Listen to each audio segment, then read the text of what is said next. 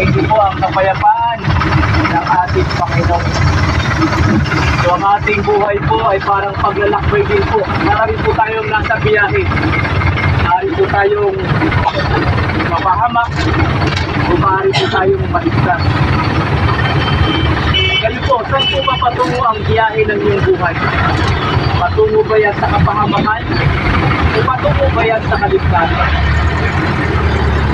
Kung ikaw po ang klase ng tao na interesado patungkol sa iyong kaligtasan, at tayo po rin mapalagi balang araw, dahil alam natin ang ating buhay sa lupa ay pansamantalo lamang, pakinggan natin mabuti ang sinasabi ng banal na kautusan upang tayo po magtamo ng buhay na walang hanggan o kaligtasan.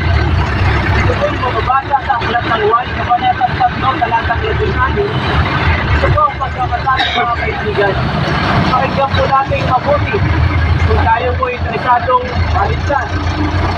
Kung ayaw mo ng maligtas, kung ayaw mo magpahamak, okay pong pakinggan ito. Ito po ay para sa taong nais na maligtas ang kanyang buhay. Sabi po ito, sapagkat gawin na lamang ang pag-ibig ng Diyos sa sangkatauhan, kaya binigyan niya ang kanyang kahit-kahit anak upang ang sino mang sumampalataya sa kanya ay hindi mapahamak, kundi magkaroon ng buhay na walang hanggan.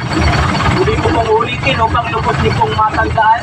Ito po'y kilala sa tinatawag na John 3:16. Ang sabi po rito, sapagkat gawin na lamang ang pag-ibig ng Diyos sa sangkatauhan, kaya ibinigay niya ang kanyang kahit-kahit anak upang ang sino mang sumampalataya ay hindi mapahamak, kundi magkaroon ng buhay na walang hanggan.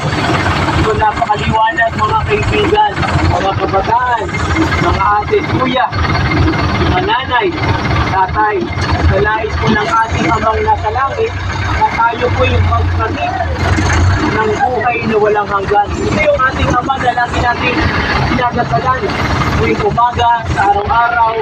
Ama, gabayan mo po ko sa aking trabaho. Ama, ingatan mo po ko sa aking pagbibiyahe. Ama, pagpalain mo po ang aking pag-aaral. Ama, proteksyonan mo po ang aking mga anak. Ito po yung ating ama na lagi natin sinagasalan po araw-araw. Ito rin po yung ating amang nasa langit na nais po na tayo po imaligtas. Nais niya po na tayo po magtamo ng buhay na walang hanggan.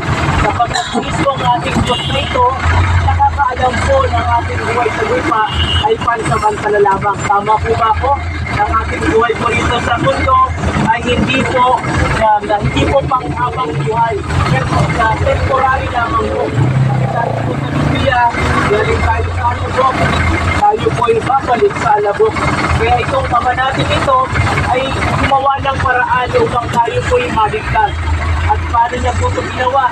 Ay po ito, ibinigay niya ang kanyang kaisa-isang anak. Sino po ang tinutukoy rito ng kaisa-isang anak? Alam ko pong marinig niyo na ang pangalang ito. Tama po, si Jesucristo po. Si Jesucristo ang